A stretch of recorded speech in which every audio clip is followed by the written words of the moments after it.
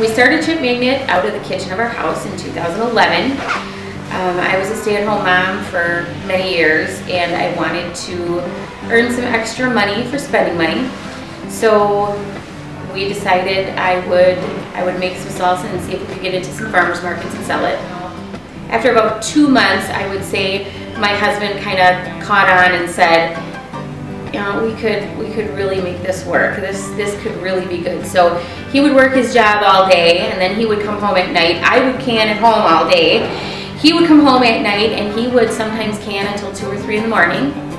And then I would get up in the morning and I would label the salsa.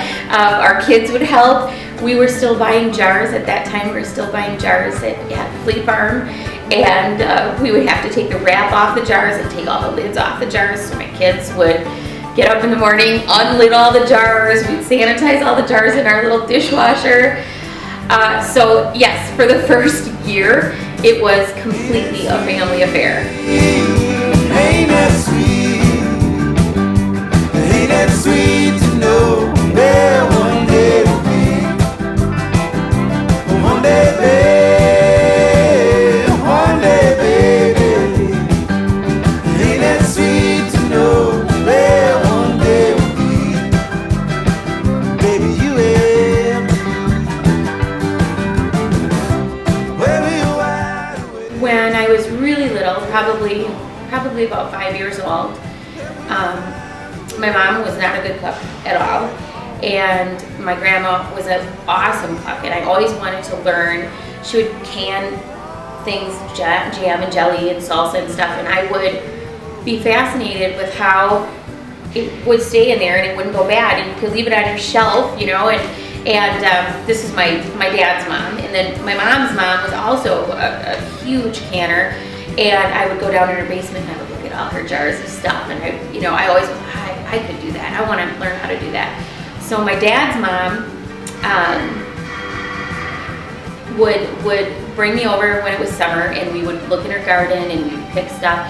And she showed me start to finish how to blanch a tomato and peel it, and how to cut things up for salsa, and how to boil jam, and how to.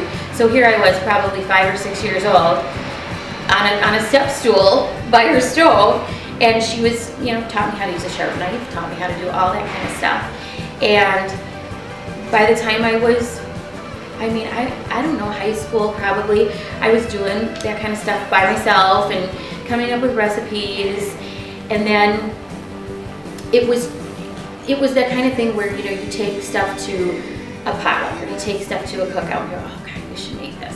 You should make this and sell this. And people say that all the time, and it's not always. And so I don't know. It was just when I wanted some extra spending money, it was like the logical thing for me to do. It just made sense. I think the Bloody Mary is probably the most unique variety. It always makes me laugh, because when we're at a market, or when we did the mall, we had the kiosk at the mall, people always, oh, Bloody Mary, oh, what is that? Is it a Bloody Mary mix? Nope, it's salsa. You just try it, just taste it, and people will taste it, and the first thing they always say is, oh my goodness, that tastes just like a Bloody Mary.